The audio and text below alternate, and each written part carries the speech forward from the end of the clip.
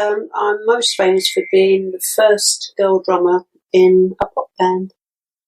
I just sat at the drums and I said, well, can I? I really don't know why. It's just something that I just took to it. Honeycombs, honey lamb tree.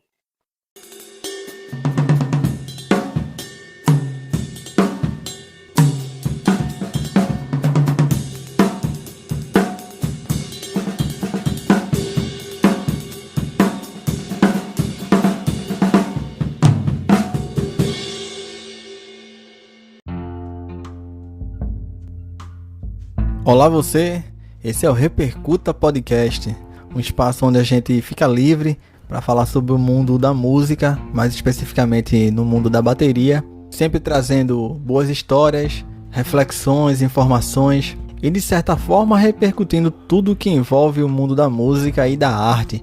Eu sou Jade Tavares e para você que já vem me acompanhando aqui no podcast já sabe como funciona.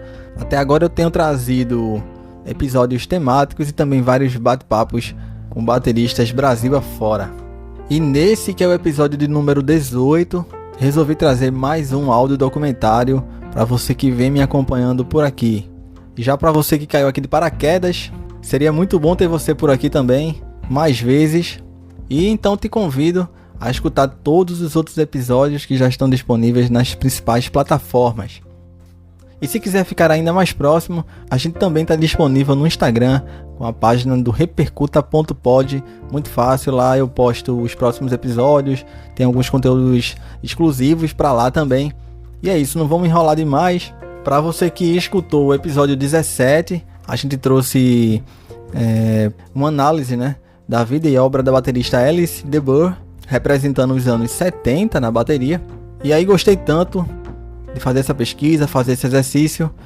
No episódio 18 resolvi trazer dessa vez a gente voltando mais uma década no tempo para falar um pouco sobre a mulher na bateria nos anos 60.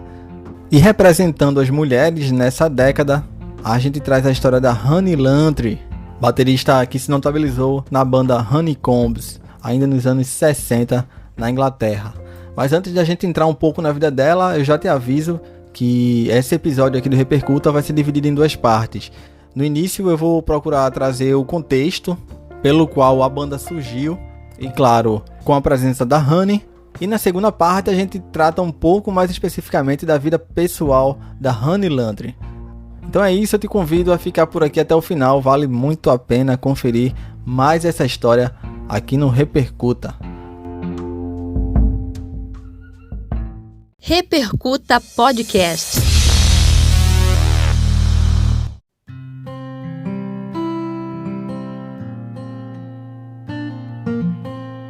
Para começar, a gente tem que falar um pouco também do contexto histórico da época, Os movimentos feministas ganharam mais força a partir dos anos 70, então grande parte do que a gente vai tratar aqui, a gente tem que lembrar também do quanto havia de resistência e o quanto o papel da mulher, ou os papéis que eram dados às mulheres, como eram sempre tratados como segundo escalão, digamos assim. Para se ter uma ideia, no Brasil, por exemplo, até 1962, as mulheres casadas elas só podiam trabalhar fora de casa, isso se o marido permitisse. Era uma limitação imposta ainda pelo Código Civil, que foi criado em 1916. E foi a partir daí, com o passar do tempo, que as próprias mulheres se mobilizaram e apresentaram várias propostas, décadas após décadas, para mudar esse cenário. De lá para cá muita coisa mudou, A gente sabe, mudanças significativas em várias áreas, como o combate à violência e também o empoderamento econômico e social das mulheres. Claro, muita coisa ainda deve ser conquistada, mas a gente está num caminho. Esperamos que, enquanto sociedade, a gente possa sempre andar para frente, A própria autonomia econômica das mulheres, que ainda recebem 70% do que os homens recebem, mesmo tendo o mesmo cargo e a mesma atribuição, é outro exemplo de como a gente ainda está num processo. Daí a importância do debate de gênero e o combate à violência contra a mulher, violência de várias modalidades para as mulheres que historicamente vem passando por situações de violência, invisibilização e que acabam relegando, né, o papel e limitando o papel que a mulher pode desejar, sonhar, inclusive, em exercer como profissão e como atividade para a vida mesmo. E aí, trazendo para esse contexto, o que é importante a gente entender esse cenário, a gente inicia falando da trajetória da Honeycombs, que é a banda que a Honey Lantry participou.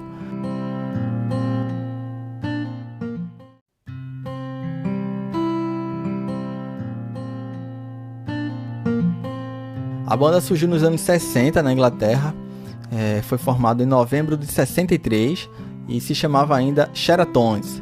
Em algumas pesquisas eu encontrei o nome Sheratones, em outras eu encontrei Sherabones.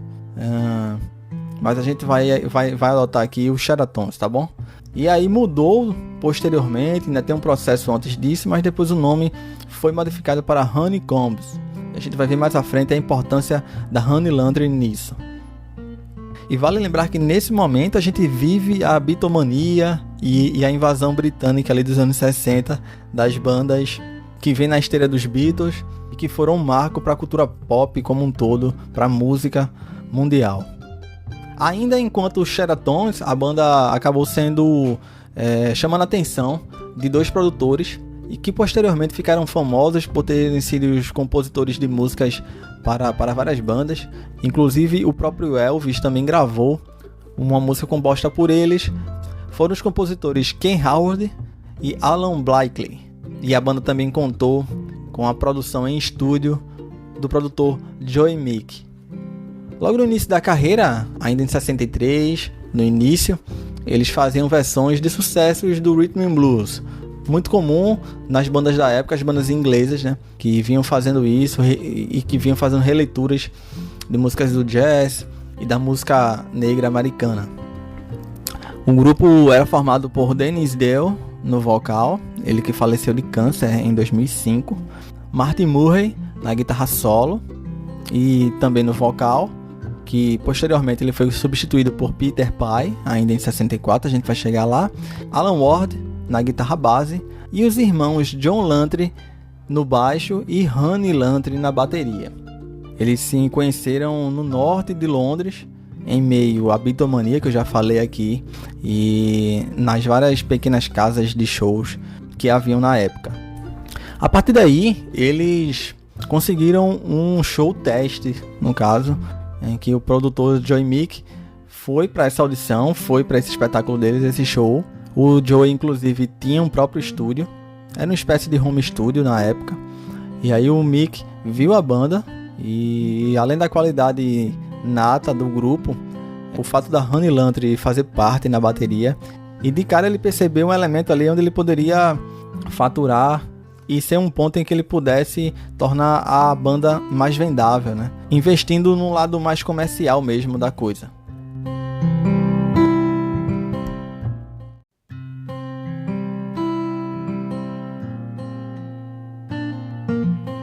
Apesar de terem se tornado compositores consagrados nos anos seguintes, em 64 eles apenas estavam começando a carreira. Após conseguir essa audição, a banda resolve gravar algumas músicas ainda com o nome de Sheratones. O grupo gravou nesse home studio do produtor Joey Meek com a música Have I the Right e também um lado B chamado Please Don't Pretend Again, tudo gravado de forma caseira, onde morava o produtor. E aí a gente traz a primeira curiosidade, porque essa gravação do fonograma Have I the Right, o destaque todo da música é praticamente a bateria, gravada pela Honey, e além disso, eles fizeram um efeito lá de overdubs, em que o produtor quis potencializar essa batida da música, né, como sendo o elemento protagonista dessa música, no caso. E aí, para a gravação, além de gravar a bateria, ele propôs ao grupo de utilizar uma escada que ele tinha, escada de madeira na casa dele, no estúdio dele. E aí ele fixou 5 microfones ao longo da escada. E aí ele acabou gravando o restante da banda na escada, batendo os pés na escada de madeira, para utilizar ela na gravação por cima da bateria também. Isso além de um pandeiro também, que é muito marcante na música Have I the Right, e que é possível você ouvir aí nas plataformas, enfim, até no próprio YouTube tá disponível. A canção acabou ficando um pouco mais acelerada. O próprio vocalista Denise Dell acabou declarando anos depois que ela ficou um pouco mais difícil até de cantar por conta dessa mudança de andamento. O BPM da música acabou indo lá pra cima, lá pra frente, até para potencializar um pouco mais a presença da bateria nessa canção. Ela foi gravada em 3 takes no home studio do produtor Joy Meek. Have I the Right, que foi o primeiro hit ou o maior hit da banda, foi lançado em 26 de junho de 64 pela gravadora Pi. E foi o presidente da gravadora, Louis Benjamin, que acabou dando a ideia de renomear o grupo como The Honeycombs. E nisso vem mais uma curiosidade, porque a Honey Lantry era a marca registrada dela, o corte de cabelo colmeia, que é um pouco mais cheio, na parte de cima ele é curtinho e um pouco mais cheio na parte de cima, e que as mulheres utilizavam bastante na época. E aí, para fazer um trocadilho com esse corte colmeia e também com o nome da Honey, com o nome artístico dela, e esse fato também, esse detalhe do corte de cabelo da Honey, a gente fala um pouco mais na frente o porquê também e de onde vem essa influência, que é uma coisa muito da trajetória pessoal da Honey, mas a gente continua na trajetória da banda.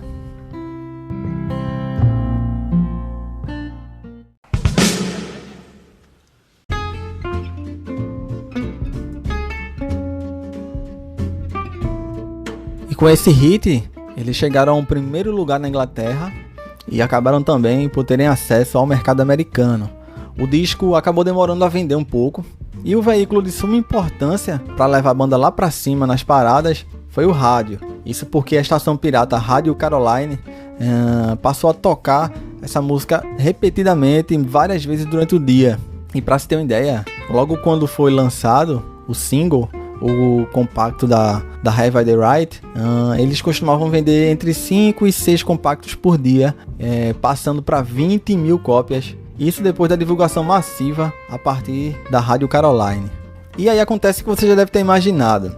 Eles ficaram tão populares que o proprietário de uma das casas de show os ofereceu 5 noites por semana para tocarem por lá, sempre em horários um pouco mais cedo, fechando as portas por volta das 9 da noite. Isso porque onde a banda passava era garantia de lotar o lugar. E agora é um caminho sem volta, né? Você deve imaginar isso também, porque no mesmo ano, em 64, eles lançam o disco de estreia deles, auto-intitulado The Honeycombs, que alcançou a posição 14 na Billboard. Esse álbum também contou com mais 2 singles que não chegaram ao topo das paradas, mas que ficaram entre as 40 mais tocadas e mais pedidas. São eles Is It Because e Eyes. E a partir daí a banda acabou ficando muito mais conhecida do que já era.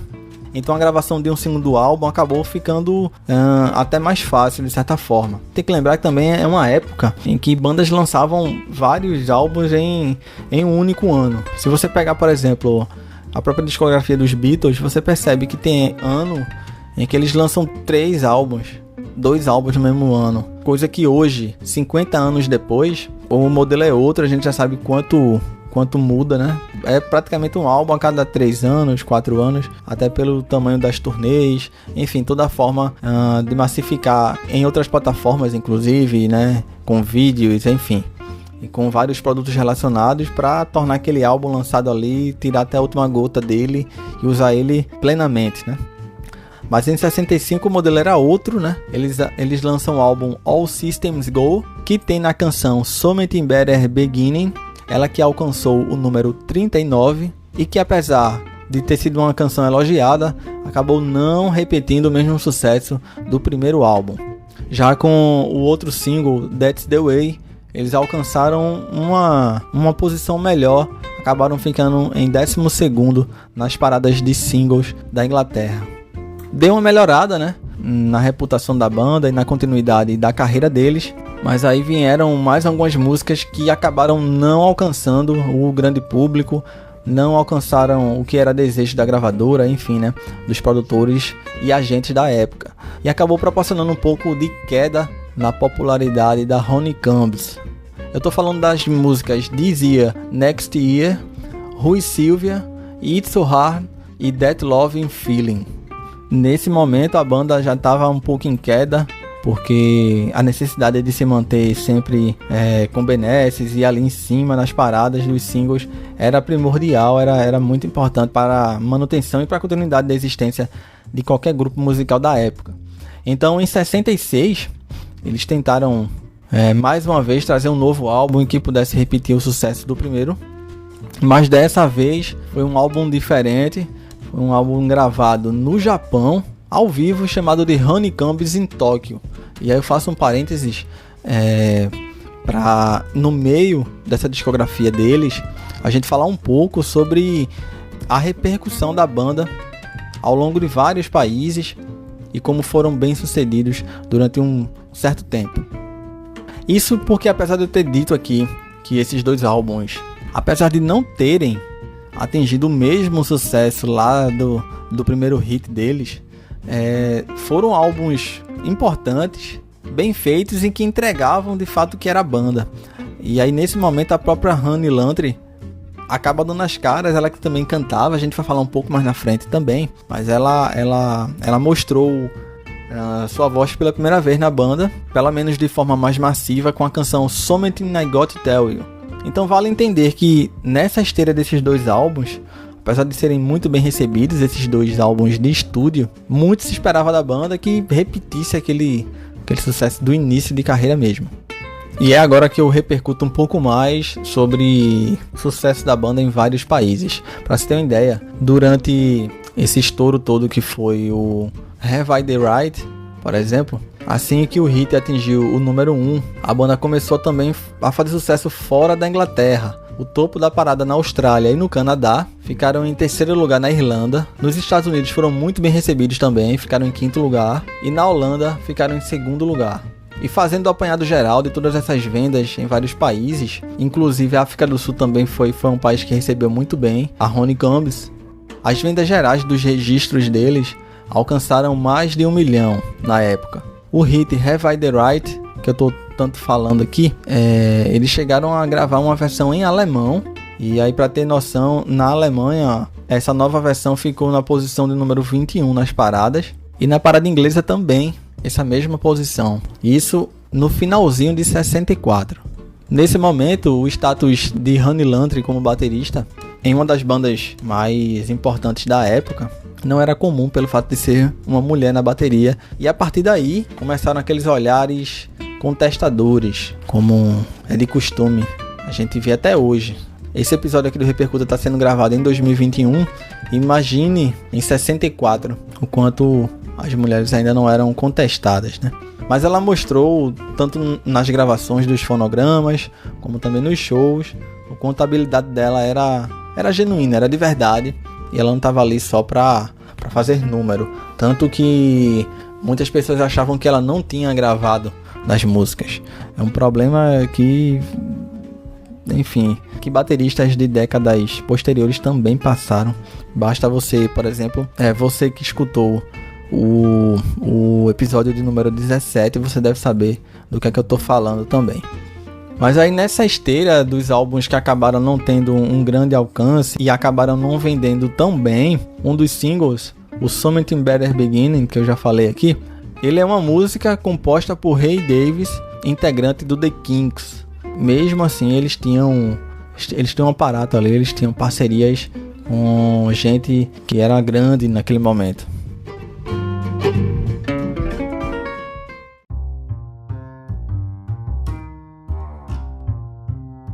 Eu queria falar agora um pouquinho também sobre as turnês que eles fizeram. Viajaram para o Extremo Oriente e para a Austrália para promover o segundo e o terceiro álbum, por exemplo. No Japão a banda ficou muito grande, fizeram várias turnês, tanto que esse álbum ao vivo atesta a popularidade da banda. O mercado japonês absorvia muitas bandas ali da fase beat, né, aquela fase dos anos 60, a invasão britânica que eu já falei também. E por conta disso eles escolheram gravar esse álbum ao vivo em um single, Love em Tóquio, fazendo esse trocadilho, já que era um álbum gravado de forma ao vivo. Outro país onde eles também ganharam extensa popularidade foi na Suécia, onde eles acabaram marcando 2 dos vários singles deles em primeiro lugar da parada sueca. Já sobre programas de televisão, musicais, números musicais na TV, Eles participaram de programas tradicionais, como o Top of the Pops, o Red Steady Go, da Inglaterra, o Shining, que é um programa americano, e o Beat Club, que era da Alemanha. E além disso, apareceram também no filme Pop Gear, de 1965. Eles estavam dublando, no caso, o grande hit deles, que eu vou repetir mais uma vez aqui, Have I the Right, e também a música Eyes. E já sentindo um pouco dessa queda nas vendas, em 65, eles lançam o single That's the Way, que eu também citei aqui, com a Honey Lantern, ela dividindo os vocais com o vocalista Dio. E em turnê, por exemplo, quando eles iam tocar essa música, a Honey ela ia pro centro do palco, e aí eles chamavam outro baterista, o Viv Prince, que era da banda The Pretty Things. Ele assumia a bateria só nessa música, nesse número, e nas outras músicas que viram depois, que a Honey cantaria, até para dar um certo destaque, dar uma inovação também, trazer ela mais para frente e deixando um pouco mais próximo do público. Eles continuaram com esse modelo na música que veio depois, né? No single que veio depois, a This Year Next Year, mais uma vez com os vocais divididos entre Del e Lantry. E é a partir de 66 que a banda começa a ter suas dificuldades de convivência, e é um ponto de suma importância para a continuidade da Honeycombs.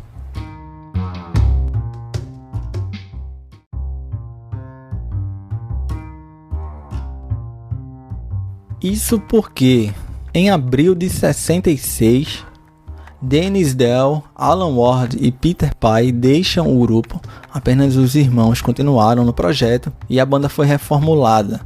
Eles então recrutaram mais 3 integrantes para fazer essa nova formação da Honeycombs. Foram eles, Colin Boyd, que cantava e tocava guitarra, Rod Butler, guitarra solo e vocal também dividiam, e Ed Spence também cantava e tocava teclado. Isso, é claro, além da continuidade dos irmãos John e Honey Lantry.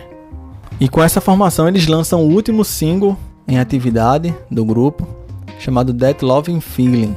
Ainda no fim de 66 eles fazem mais uma turnê no Japão. Vale lembrar que esse LP, esse vinil, esse álbum, esse último álbum, esse ao vivão lá em Tóquio, praticamente item de raridade, difícil de se achar por aí. Assim como o CD também, eles acabaram relançando pela Repertory Records ainda na década de 90 para revisitar a carreira da banda.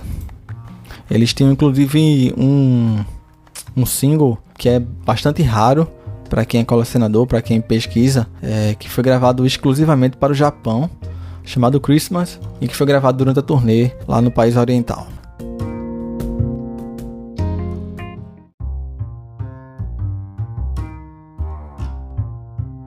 Com essa nova formação, em 66, eles lançaram o último EP. A banda voltou a fazer... deu uma regredida, voltou a fazer os circuitos de pequenas casas de shows e cabarés, até se separar em 67, que é o próximo assunto que a gente repercute agora. Em 3 de fevereiro de 67, o produtor musical do Honeycombs, o Joey Meek, que é um grande personagem na trajetória da banda, ele comete suicídio no seu home studio, que é praticamente onde ele morava, era seu home studio e seu apartamento. E esse fato acabou sendo uma queda para a banda, um ponto prejudicial na existência do grupo. Por isso, também, acho que mais um ingrediente, além dos fracassos de venda, ou de fato a gente tá falando aqui de fracasso de venda, mas na verdade tava vendendo, é porque depois a indústria da música ela quer sempre que tu entregue aquilo que tu já entregou no ápice, ela quer um ápice constante.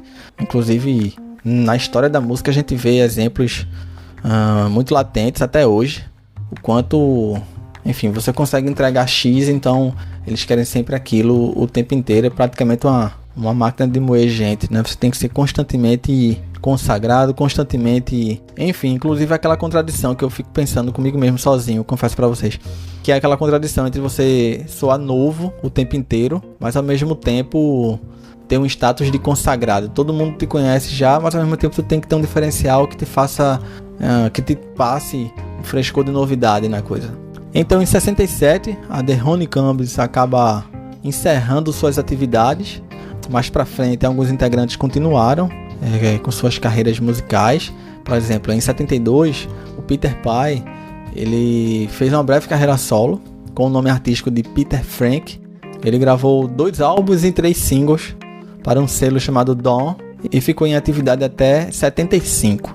Já na década de 90, Martin Murray abriu uma pequena casa de show, um pequeno cabaré que se chamava Martin Murray's Honeycombs. E também durante a década de 90, a própria banda retornou com outra formação, incluindo a Honey Lantry, o Peter Pai e o Dennis Dell, e fizeram uma turnê que fez sucesso, inclusive, a partir de 91.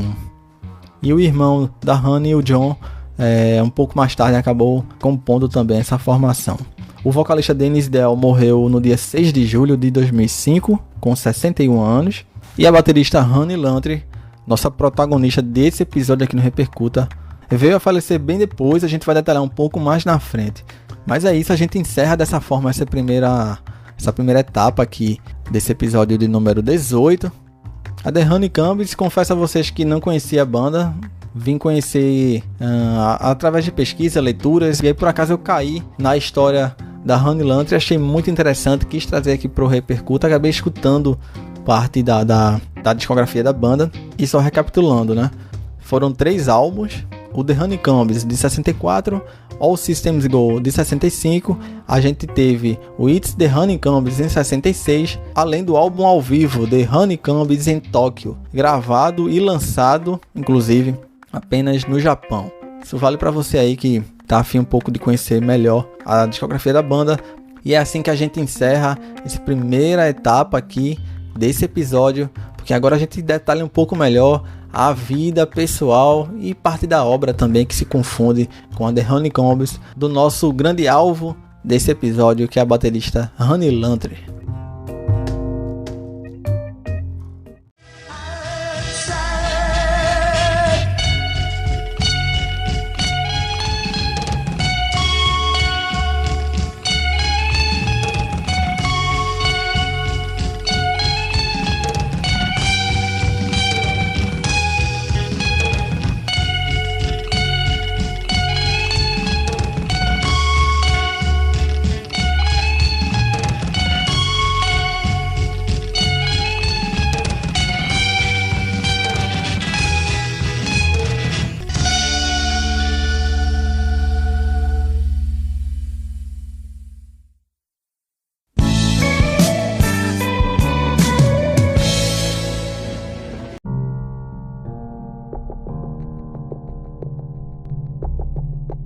Annie Margot Lantry nasceu em 28 de agosto de 43 em Hayes. Ela era filha de Nora, uma funcionária pública, e seu marido John Lantry, ele que era um escritor de cartazes. Eu até fiquei curioso com esse termo, escritor de cartazes. Acho que seria um publicitário hoje, seria, não sei, um cara que faz outdoors, um cara que trabalha com fazendo placas, né? Seria praticamente isso. Annie deixou a escola e logo foi trabalhar como assistente em um salão de cabeleireiro, passando também a fazer cortes, penteados, e de certa forma ganhou espaço no salão onde trabalhava, se tornando mais uma cabeleireira da casa. E seu chefe, quem diria? Martin Murray, ele que era líder de um grupo pop chamado The Sheratons, que também incluía o irmão de Annie Lantry, o John, tocando baixo. No caso, o John Lantry Jr., no caso, ganhou o mesmo nome do pai. Ela também sabia tocar guitarra, mas frequentava ali o salão, trabalhava ali e sempre via a movimentação, né, dos rapazes que tinham a banda. Ela, como assistente de Martin Murray, que também era cabeleireiro, via praticamente todos os dias o convívio do seu irmão John e com mais 2 amigos que estavam meio que formando uma banda. Eu fico imaginando a efervescência do momento, né? Até um clima de certo otimismo na época, acredito, com o surgimento de tantos grupos pop, enfim, tantas bandas. E foi no próprio salão que ela teve contato com a bateria pela primeira vez. Olha aí, tá parecendo até, se eu pudesse fazer um bate-papo com a Honey, seria, acho que a minha primeira pergunta que eu sempre faço nos bate-papos para você que vem acompanhando aqui o Repercuta, né? Qual foi a primeira vez que ela viu uma bateria? E se pudesse conceder esse bate-papo, ela diria que foi lá num salão de beleza em 1963. ela fez um teste num espaço próximo ao salão que os rapazes costumavam usar para ensaiar, para compor, né? Enfim, para estar junto ali produzindo alguma coisa. E nesse próprio espaço haviam aulas de violão, mas aí ela resolveu experimentar a bateria, perguntou pro grupo se ela poderia tentar. E ela é autodidata, ela nunca tinha tocado e tal. E de cara ela desenvolveu, tanto que os caras ficaram espantados, assim, encheram os olhos e, poxa, tem que ser ela, a baterista da banda. Inclusive, em alguns relatos contam que ela gostava tanto de tocar e, enfim, ela estava tão disposta a aproveitar aquela oportunidade que ela disse que iria tocar como se tivesse feito isso durante toda a vida dela, tivesse feito isso desde sempre. E isso também ajuda a convencer a quem tá vendo, o espectador, né? Você ter essa autoconfiança e você passar para quem tá vendo. Eu confesso até para vocês, às vezes tem shows que você faz, sei lá, de repente para você nem é um show que você se saiu tão bem. A energia que é captada pelo público, muitas vezes ela é ao contrário. Eu já fiz shows, por exemplo, em que eu toquei e que eu achei que poderia, assim, dar mais, e o feedback foi até maior do que shows que eu achei que toquei muito bem, sabe? E essa energia da Honey, eu acho que também ajudou não só a comprarem a ideia, a banda a comprar a ideia dela na banda, mas também o público e a gente, os produtores, comprarem a ideia da Honeycombs.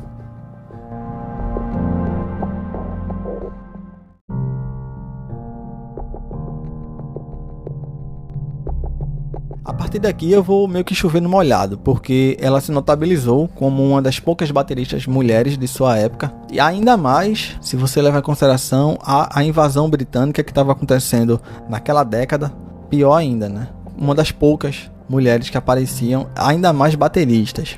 E não é exagero dizer que a Honey Landry foi talvez a mulher mais conhecida do rock and roll nos anos 60, pelo menos na Inglaterra. Não apenas visualmente, isso a gente também não pode excluir, mas ela não era só uma novidade visual, como uma imagem ali interessante. Ela também tocava muito e cantava muito bem também. Então, enfim, uma artista completa mesmo. Escolhi a bateria realmente porque amava o instrumento. Podia ficar ali na frente, poderia, né? Enfim, tomar atenção. Isso é só uma figura ali para fazer vender, mas não, ela curtia a bateria, enfim, de fato era baterista e contribuiu bastante, inclusive influenciando outras musicistas que vieram depois e que a gente detalha mais na frente. As aparições da Honey junto com The Honeycombs no cinema e na TV também ajudaram bastante para que a bateria fosse um pouco mais popularizada entre as meninas, e também o exercício do canto, porque, por exemplo, a canção That's the Way, quem canta é a Honey. A Something I Got to Tell You também, que é uma balada pop clássica assim, e naquele estilo bem anos 60 mesmo, também conta com a voz dela. Ou seja, não é só músicas que compõem ali um álbum. Singles importantes, músicas das mais importantes da banda foram gravadas na voz dela. E claro que na época muito se falou que seria enganação, uma coisa comercial, massivo, que seria um truque para enganar e tal. Muito se contestou, inclusive, se ela tinha gravado as músicas. Ela declarou que tocou todas as faixas, tanto em shows como nas gravações em estúdio. Ela foi efusiva nesse sentido, inclusive. E de fato foi uma artista viva e que tem um legado dela aí até hoje. Numa segunda fase da banda, os produtores decidiram colocar ela meio que no centro das atenções ali cantando. E aí chamou o Vivi Prince, que eu já falei também, que era da banda Pretty Things. Ele assumia a bateria enquanto ela cantava um certo tempo, uma certa parte do show. Mas como acabaram não funcionando tão bem, eu acredito inclusive que essa saída dela da bateria, esse ato sim, teria sido, na minha opinião, um pouco mais comercial, digamos assim, para ver se conseguia manter a banda no topo das paradas como os empresários queriam, né? Porque ela cantava, ela conseguia cantar e tocar bateria ao mesmo tempo também, mas a bateria fica um pouco mais atrás, né? Meio que deram esse jeito aí de colocar ela mais pra frente. A Honey, inclusive, vale lembrar da pegada que ela usa na bateria. Ela usa a tradicional grip, né? Muito comum na época, enfim, era praticamente padrão, né? Naquela época. E tendo um certo Ringo Starr que acabou, de certa forma, rompendo, né? Com essa forma de tocar com a tradicional grip pra pegada americana, né? American grip. Isso pra você que tá escutando e você que não toca bateria, essa tradicional grip é aquela pegada em que a mão esquerda do baterista ela fica meio que invertida. Ela não fica no mesmo posicionamento da mão direita, por exemplo. eu acho que você deve saber do que eu tô falando. Mas se não, basta você procurar assim, baterista de jazz, por exemplo, a maioria toca com a traditional grip. Então a mão esquerda, para quem é destro, a mão esquerda fica invertida, posicionamento, e para quem é canhoto, no caso a mão direita fica invertida, né? A banda, quando começou a perder público em 65, 66 acabou encerrando as atividades. O que é interessante de se falar é que em 67, apenas 3 anos, né, após a gravação do primeiro álbum, eles já eram tidos como uma banda um pouco arcaica, um pouco ultrapassada no estilo. E aí, eu arrisco dizer aqui que, assim, final da década, 67, 68, acredito eu que várias bandas, elas já estavam experimentando as coisas que viriam nos anos 70, aquele nível de experimentalismo e tal. Se você pegar os próprios Beatles em 67, a partir de 66 inclusive, já há uma grande mudança, já há um flerte com psicodelia, com viagem lisérgica. Arrisco eu dizer que talvez em 67 eles por terem esse pé calcado nos sons do começo da década, talvez por isso eles tenham sido colocados nessa prateleira de som mais arcaico, digamos assim, mesmo com poucos anos após o início das atividades da banda. Sobre a influência que a Lantry tem sobre bateristas que vieram depois, só para se ter uma ideia, segundo alguns relatos, uma das inspirações, das grandes referências para, por exemplo, uma jovem Karen Carpenter, por exemplo, para ela começar a tocar bateria, foi a atuação da Honey Lantry durante os anos 60 ainda, e que passou por essa espécie de renascimento do interesse, assim, as pessoas voltaram a ter interesse nesses sons do início dos anos 60. Então a Karen, por exemplo, a Karen Carpenter, também é muito responsável por isso. A Karen também tocava bateria e cantava. Enfim, eu vejo bastante influência, bastante referência, inspiração, né? De certa forma a gente um inspira o outro. Isso eu acho muito interessante na história da música. E trabalhos das bateristas posteriores acabaram também por reavivar esse interesse da Ronnie Combs. Então, gerações que vieram depois foram procurar de onde vinham essa influência, essa referência. E, de certa forma, a carreira da banda foi um pouco revisitada, né? Principalmente em decorrência da atuação da Honey Lantry. Outras bateristas que se inspiraram nela, a gente pode citar a Meg White, Sandy West, Gina Shock e Debbie Peterson, para ficar entre essas. Dessa forma, Honey Lantry foi vista como inspiração para mulheres no rock e fora dele, inclusive. Como falei anteriormente, a discografia da The Honeycombs foram relançadas em décadas posteriores, e Lantry finalmente conseguiu o seu devido lugar como pioneira na música, na bateria de forma geral.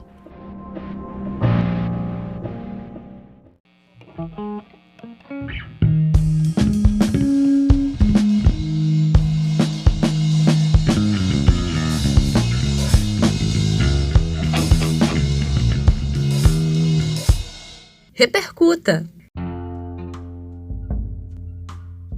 Outra curiosidade que eu fiquei devendo da primeira parte é sobre a origem do nome da banda, que se chamava The Sheratons e passou para Honeycombs.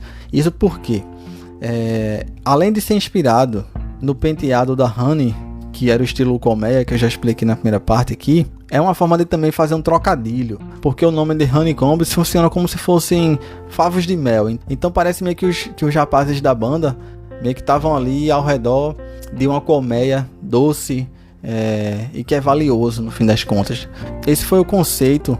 A banda orbita, se você perceber, eu fui fazer pesquisas também, as fotos, tudo orbita ao redor dela, assim. E não só pelo fato de ser mulher, pelo protagonismo mesmo musical que ela tinha dentro da banda. Os shows, por exemplo, figurino, enfim, ela brilhava no meio dos caras lá também, que tinham seu valor, mas você percebe que a banda gira em torno dela, sabe? Não fosse ela, com a competência dela, com a performance no palco também, seria mais uma banda como tantas outras que haviam naquela época. E aí eu continuando nessa pesquisa, uma coisa que eu achei muito interessante pesquisando, foi um dos trechos que eu confesso que eu mais gostei, é que hoje a gente vê as propagandas de bateria, né? Vários bateristas que trabalham como endorsee das marcas. O que hoje a gente vê em rede social, por exemplo, em sites e tal, né? Mas nos anos 60, a internet dos anos 60 era a revista, né? Então eu até encontrei algumas fotos para se ter noção da fama da Honey. O que hoje a gente vê no YouTube, nos Instagrams da vida, antes eram nas revistas, né? E aí tem uma das propagandas que eu encontrei, que ela tá estampada lá, ela tá fazendo a propaganda da bateria Calton. E aí tem uma página inteira da revista, tem ela lá, citada, a foto dela com o modelo da bateria dela, e a propaganda dizendo assim, que se você quer tocar igual a ela, se você quer o som da Honey, se você quer ter aquele set visualmente, sonoramente, você tem que comprar a bateria Calton. Muito interessante. Essa capa tem até, ela divide a propaganda conta com outros bateristas também, como Bob Graham, John Perry, Michael Waller e Rich Hotwell, além de Joe Daniels, que era um baterista solo da época. Essa parte de publicidade e propaganda eu achei muito interessante, assim, as fotos até guardei assim, para deixar de arquivo, eu achei muito interessante. Se você tiver interesse, você pode me mandar, alguma mensagem e tal, que eu posso te mandar o link, te mandar as imagens, porque eu repito aqui o que eu falei no episódio passado, dessa forma a gente consegue entender um raciocínio de uma época, um tempo, um costume, um paradigma específico daquela época, e é uma das coisas que mais me interessam nesse trabalho todo de pesquisa que eu adoro fazer. Já com relação ao set que a Honey usava, é super simples também, muito parecido com o que os bateristas da época usavam, o Ringo Starr, o Charlie Watts, por exemplo, bumbo, caixa, um tom apenas, um surdo, chimbal, ataque e condução. A Honey, inclusive, é uma marca registrada o uso de pandeirolas e ela também usava bastante, por exemplo, a marcação com as duas mãos na caixa, ou então utilizando os aros dos tambores para conduzir. Oh, yeah.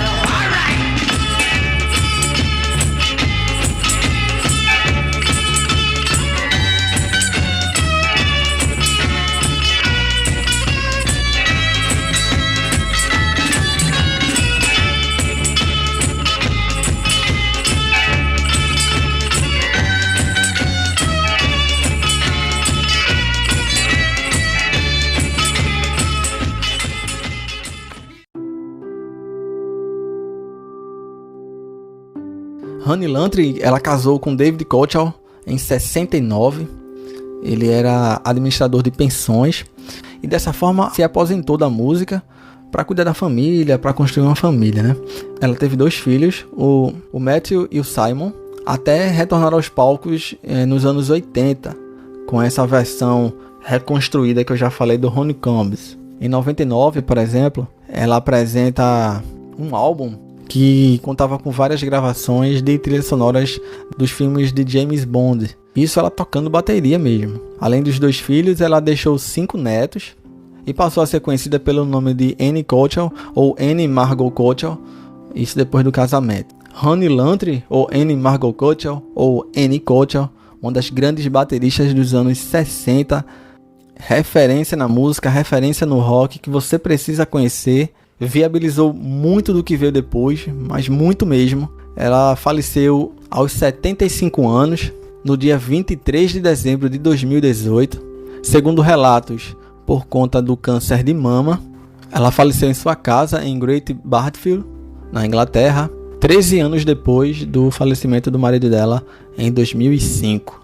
Honey Lantry, que nasceu em 43, durante a guerra em Reis, e que se mudou com os pais para Londres, deixou um grande legado para a música, para as mulheres, para as musicistas, para nós homens também, para fãs do rock and roll, da música de forma geral, quebrando limites, paradigmas, preconceitos em uma época em que nem se contestava, nem se passava pela cabeça que mulheres podiam fazer o que elas quisessem.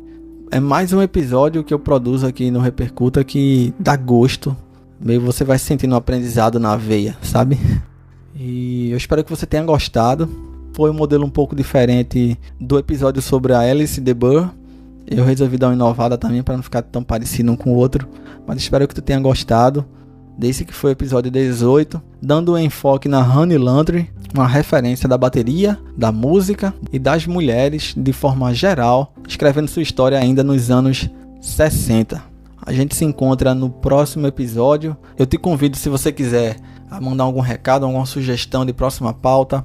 Adoro fazer bate-papo, mas também adoro produzir esses audiodocumentários, são muito interessantes. A gente aprende conhecimento e passa para frente também. E é para isso que o Repercuta também existe.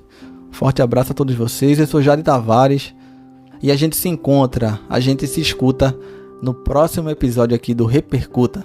Até mais!